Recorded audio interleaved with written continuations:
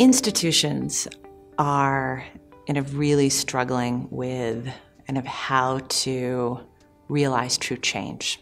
There's a lot of discussion in the industry about digital transformation, how do we deliver new types of teaching and learning? How do we support research in different ways? And if the will is there, the recognition of the requirement to transform what higher education is. We started this journey a long time ago. Business process reengineering, total quality management, everything we could think of to align technology and business practices to provide a rich experience or a better workplace, more efficiency. Now, you've got leadership who are used to consumerized IT, and their expectations for our students, for our faculty, are much higher, but they also see a strategic advantage to technology. While they may have thought they had a strategic advantage to begin with, now they realize that to be competitive in the marketplace, we have really got to focus on all areas of technology. And that means everything from what you're doing in student success, through pathways, all the way into how do students come into the institution. Traditionally, admissions would provide this wonderful experience for a student. It would be lots of communication, and it would be very easy, and it would be wonderful.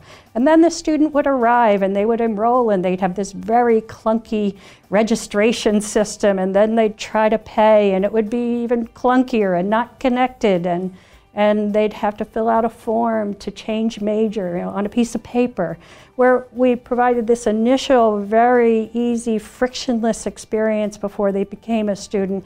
Then they arrive and they're our customer, and we don't provide the same experience. So what we've been trying to do is take that experience from the very beginning and the information and the data that we have about them from the very beginning, and then allow that and help that to inform them throughout their whole experience at Curry. You start to think about, how do I fundamentally do admissions differently? How do I do recruitment differently? How do I do advising differently? How do I do alumni relations differently?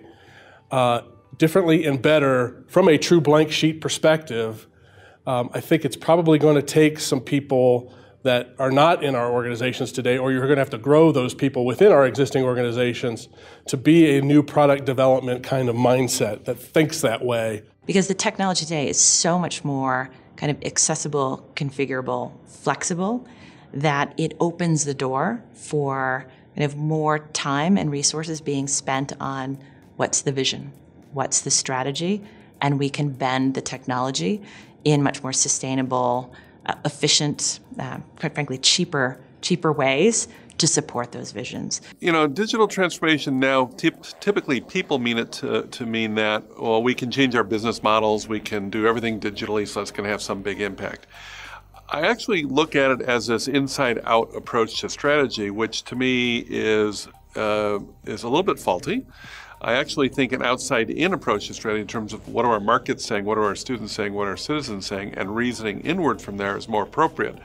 But that said, it's actually a dialectic between the two. Reasoning about the technology and what it can be used for, as well as reasoning about the business space and how to adapt the technology to it. The two of those actually comprise a digital strategy. Student success is a critical factor nowadays, as you know, from all layers of government. They're looking closely at what are the success rates of students and how can we help them to move forward. How can we keep them from taking 160 hours versus 120 hours as they complete? All of these initiatives are critical to a digital transformation, but probably the most important that drives an institution comes down to, one, how do you get students in there seamlessly? How do you pass them through all those obstacles of entry? And then two, how do you get them out of there in the right amount of time with a degree that matters, that they can earn a livable wage after they complete? So we have about 20 million students in this country, about 160 million workers. If half of those workers will see change in their job as a result of automation and artificial intelligence and are going to be retrained in some way from small sort of chunks of learning to going out and getting a new degree, educational institutions have a role to play in that case. And we are thinking our way through what would a university look like that is as much an institution as it is a platform. The methods by which digital products are designed are as important as increasing the uptake of technology in our environments. by which I mean really good products are built with the needs of users first. And there's an iterative process by which a product creator tries to understand and match those needs. It's a deeply empathetic process of trying to get inside the shoes of somebody else and making something that is useful for them, that accomplishes their goals. And that's a pretty big pivot for traditional IT. Affecting that kind of change and doing it in a sustainable and scalable way is incredibly difficult. It's part of the DNA of higher education. Change is difficult, but institutions often don't have kind of the tools and the resources and the support in order to kind of make it happen and keep making it happen. The leadership model is a shared leadership model, and that's so hard to achieve at universities. And what that means is, this silo has this data, this silo has that data, and they work together, but they're sort of like, they might collaborate, now and then on a project.